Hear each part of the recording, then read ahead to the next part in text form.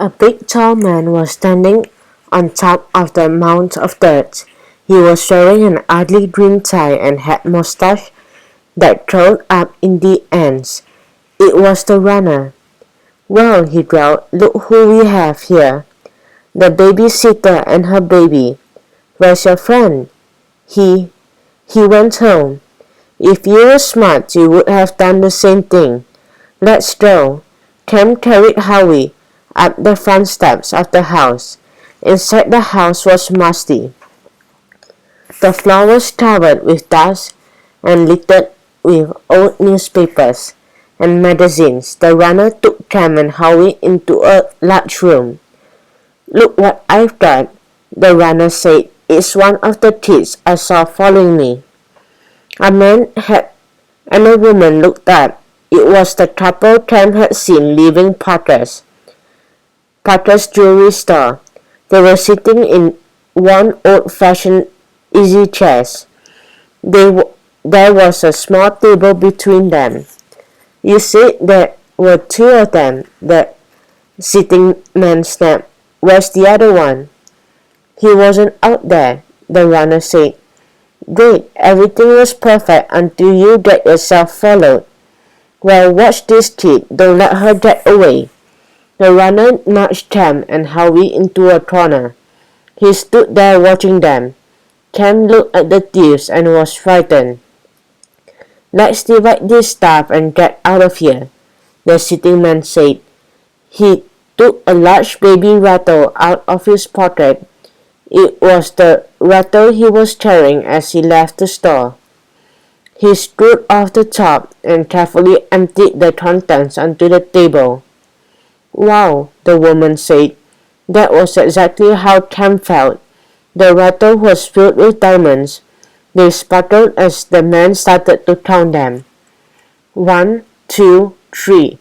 Cam held Howie close and looked around the room. In the bag put away from the wall were few large bookcases. There were windows behind the bookcases, and there was one open door which led to another room.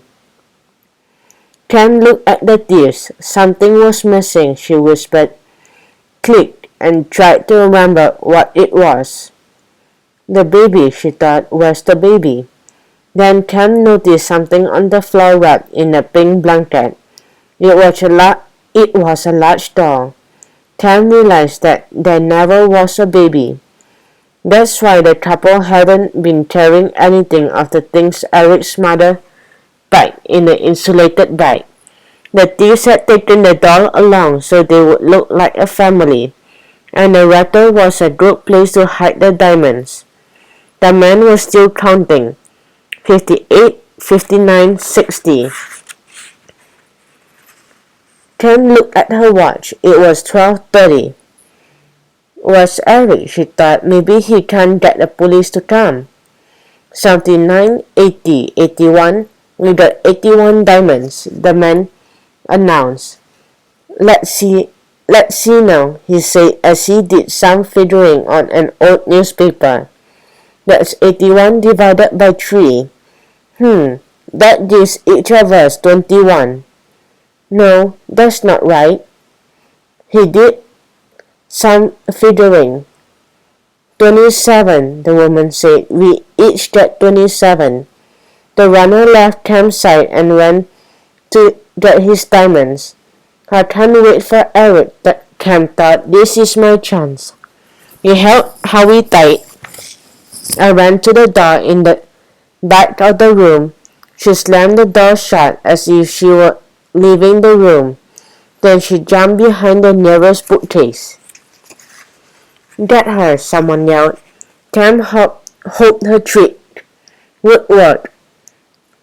She couldn't see what was happening, but she heard doors opening and closing and a lot of yelling. "Find her." "I'm looking." "Check the back room." The trick did work. The thieves thought she had left the room. They were looking all over the house for her.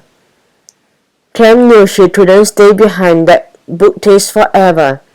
Eventually the thieves would find her. She looked at Howie. His eyes were open. Or you might try, Tem thought. There was a window behind the bookcase.